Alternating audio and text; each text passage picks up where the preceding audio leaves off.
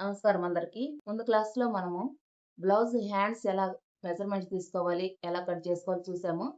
ఇప్పుడు జాకెట్ యొక్క back part ఎలా తీసుకోవాలి, ఎలా కట్ చేసుకోవాలి అనేది నేర్చుకుందాం. ఇది క్లాత్ అండి. ఫస్ట్ మనము హ్యాండ్స్ కట్ చేసిన జాకెట్ ముక్క, దీన్ని మనము ఒక ఫోల్డ్ చేసుకోవాలి. ఇలా ఒక ఫోల్డ్ చేసుకొని ఓపెన్స్ మనకి ఎదురుగాను, ఫోల్డింగ్ ఎడమ చేతి వైపుగాను, ఓపెన్స్ కుడి చేతి వైపుగాను పెట్టుకోవాలి. కింద నడుం పట్టీ కోసము ఒక ఇంచు తీసుకోవాలి. ఒక ఇంచు నడుం పట్టీకి తీసుకోవాలి. ఇది ఏందంటే సాదా బ్లౌజ్ కాబట్టి దీనికి మనము సెపరేట్‌గా నడుం పట్టీ ఎయకుండా బ్లౌజ్‌లోనే నడుం పట్టీ వస్తుందన్నమాట. అందుకని మనం సెపరేట్‌గా ఒక 2 ఏళ్ళు ఉండేటట్టు మనము గీత గీసుకోవాలి. తర్వాత ఆది బ్లౌజ్ తీసుకొని ఇలా ఉంటది ఆది బ్లౌజు. దీన్ని ఇలా ఫోల్డ్ చేసి ఇలా 4 మడతలేస్తారు. మనము జాకెట్‌ని మడతేసుకున్నట్టు మడతేసి ఇలా పెట్టుకోవాలి.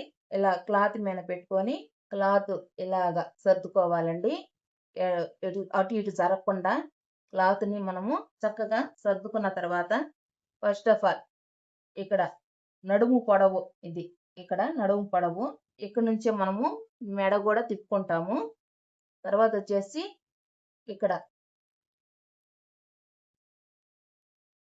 మెడ అండి. మెడ కాడ ఇట్లా గీసుకోవాలి. గీసుకున్న తర్వాత ఇక్కడ భుజం అండి. భుజం కాడ గీసుకోవాలి. గీసుకొని రెండిటిని కలిపేయాలి. కలిపేసిన తర్వాత ఇక్కడ నడుము పొడవు చూసుకోవాలండి. నడుము పొడవు కాడ ఇట్లా గీత గీసుకోవాలండి. గీత గీసుకొని పొడవు స్ట్రెయిట్‌గా ఇలాగా గీసుకోవాలి. గీసుకున్న తర్వాత మనము ఈ జాకెట్‌ని తీసేద్దాము. తీసేసి ఇటు మెడ కాడ గీసుకున్నాం గదా!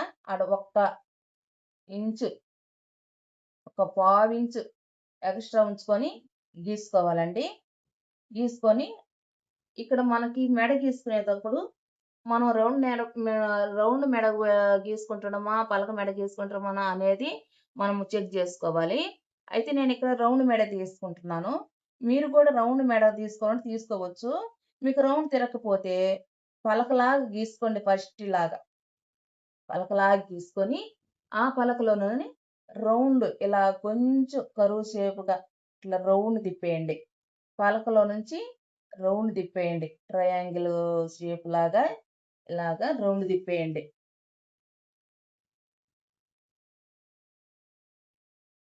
రౌండ్ తిప్పేస్తే అప్పుడు మెడ మనకి వచ్చేస్తుంది. ఇక్కడ మనము సంక తీసుకోవాలండి. సంక తీసుకునేటప్పుడు ఇటు కూడా కొంచెం ఖర్చుల కోసము ఒక పావించి తీసుకోవాలి. ఇక్కడ నడుము పొడవు తీసుకున్నాం కదా! దానికి కూడా ఖర్చు కోసం కొంచెం ఎగస్ట్రాగా తీసుకోవాలి. ఇప్పుడు ఇక్కడ కూడా పలకలాగా గీసుకోవాలండి. పలకలాగా గీసుకొని దాంట్లో నుంచి మనము సంక రౌండ్ తిప్పాలి ఇలాగా. కనిపిస్తుందండి? ఇలా రౌండ్ తిప్పాలి. తిప్పిన తర్వాత ఇక్కడ మనము ఖర్చుల కోసము భుజం కాడ ఒక పావించి ఎగస్ట్రాగా తీసుకోవాలి ఖర్చుల కోసము. తీసుకున్న తర్వాత మళ్ళీ ఇటు నడుము ఖర్చుల కోసము ఒక 2 ఇంచులు తీసుకుంటే సరిపోయిద్దండి. నడుము ఖర్చు కోసము 2 ఇంచులు తీసుకుంటే సరిపోయిద్ది. ఇలాగే గీసుకోవాలన్నమాట. కనిపిస్తుందండి మీకు? ఇలాగా బ్యాక్ పార్ట్ గీసుకున్న తర్వాత మనం ఒకసారి చెక్ చేసుకోవాలి. ఇక ఆది బ్లౌజ్‌తో ఈడ పట్టుకోండి. ఈడ నుంచి ఈడ నడుము పట్టుకోండి. ఈడ పెట్టి నడుము చూసుకోండి. కరెక్ట్‌గా వచ్చింది. సంక చూసుకోండి. ఇక్కడ నుంచి ఇక్కడి వరకు సంక కరెక్ట్‌గా వచ్చిందనమాట. తర్వాత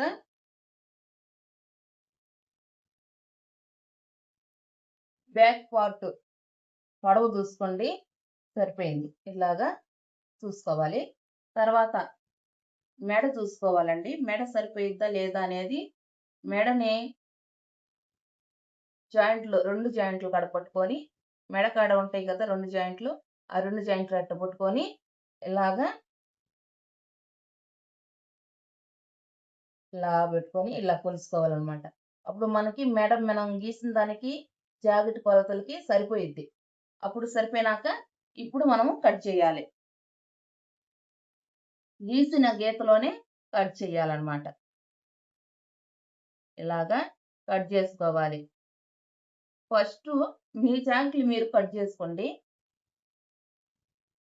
రాకపోయినా ట్రై చేయండి. తర్వాత వస్తదండి. నాకు ఒక్కసారిగా రాలేదు. రాని వాళ్ళ కోసం చెప్తున్నాను. వచ్చిన వాళ్ళు ఓకే. ఇలాగ మనము బ్యాక్ పార్ట్‌ని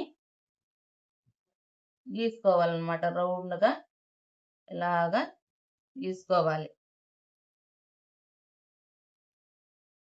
గీసుకొని కట్ చేసుకోవాలి. ఇది బ్యాక్ పార్ట్ అండి. ఇలా పరుచుకొని చూసుకుంటే మనకి ఇలాగా రావాలన్నమాట. ఇది ఎనక భాగం ఇది. ఈ వీడియో మీకు యూజ్‌ఫుల్ అనిపిస్తే సబ్స్క్రైబ్ చేసి, పక్కనున్న బెల్ ఐకాన్ ప్రెస్ చేసి, లైక్ చేసి, షేర్ చేసి, కామెంట్ చేయండి. ధన్యవాదాలు.